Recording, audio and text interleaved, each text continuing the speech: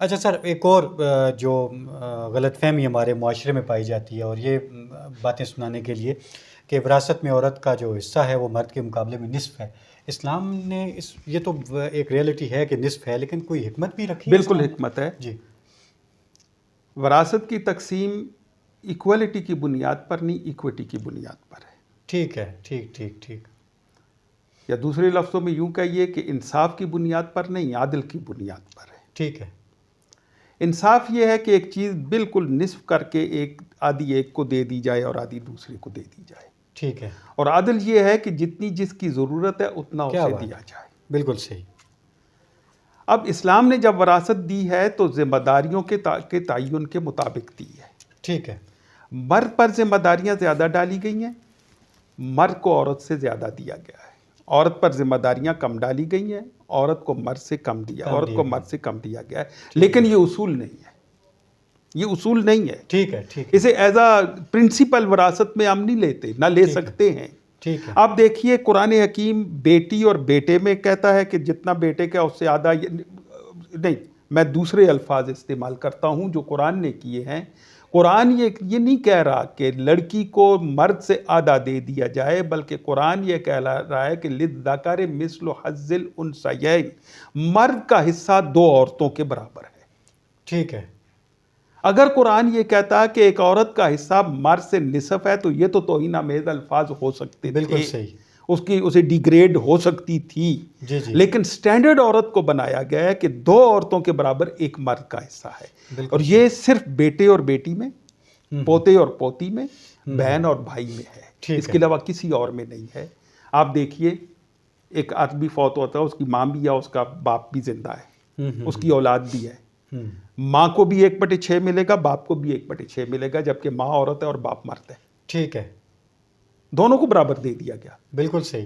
کیونکہ وہاں انہیں اس کی ضرورت نہیں ہے، وہ اس عمر میں پہنچ چکے ہیں کہ جہاں انہیں صرف گزارا الاؤنس چاہیے، پینشن چاہیے. بالکل صحیح. بالکل. لہذا دونوں کو برابر دے دیا گیا. بالکل صحیح. لیکن بیٹے بیٹی کے معاملے میں، بہن بھائی کے معاملے میں، پوتے پوتی کے معاملے میں یہ کہا کہ جتنا دو عورتوں کا ہے اتنا ایک مرد کو دیا جائے.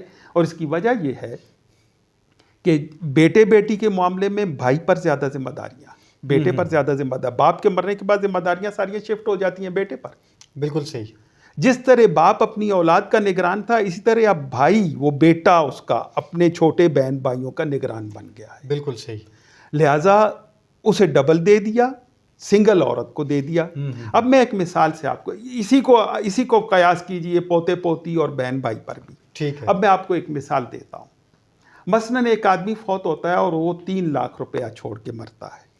ایک بیٹا اور ایک بیٹی ہے اس کی. بالکل صحیح. 2 لاکھ بیٹے کو ملیں گے، 1 لاکھ بیٹی کو ملے گا. لیکن بیٹی کے سارے اخراجات اس بھائی کے، بہن کے سارے اخراجات بھائی کے سارے ہیں.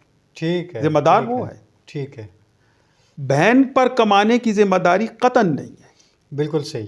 کما کے بھائی لائے گا، اور وہ اگر بہن اپنی مرضی سے کماتی ہے بھائی کو دیتی ہے وہ الگ معاملہ ہے، منع نہیں کر رہا اسلام. نہیں دیتی اپنی کمائی بھائی کو تو اسلام زبردستی نہیں کر رہا کہ بھائی کو دو، یہ ڈیوٹی نہیں ہے، ڈیوٹی نہیں ہے. لیکن بھائی جو کما کے لا رہا ہے اس کی ڈیوٹی ہے کہ وہ بہن کو مینٹین کرے.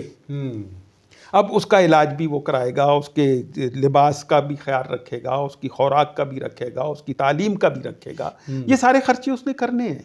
بالکل صحیح. اب ایک سٹیپ اور آگے جاتے ہیں، اس مثال کو تھوڑا سا اور بڑھاتے ہیں.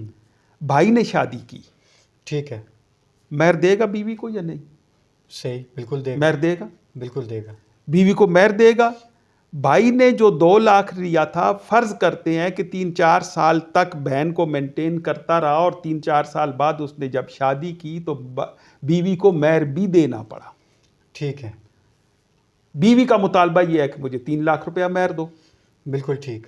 اس نے جو کمایا جمع کیا، 3 لاکھ بیوی کو مہر دے کر شادی کر لی. اب بہن کی شادی کا وقت آیا. ٹھیک ہے. بھائی بہن کی شادی کرے گا تو کیا وہ مہر لے گی یا نہیں لے گی؟ ٹھیک ہے.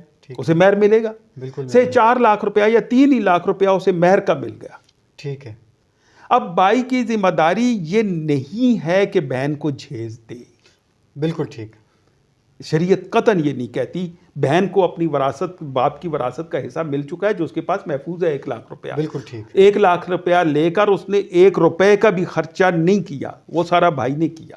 بالکل ٹھیک. بھائی نے 2,00,000 لے کر اپنے آپ کو بھی سنبھالا، بہن کے بھی اخراجات پورے کیے، اور جب شادی کی تو 3,00,000 بھائی نے مہر بھی دیا. بہن نے شادی کی تو 3,00,000 روپیہ مہر لے کر آئی. ٹھیک ہے. اسے ملا.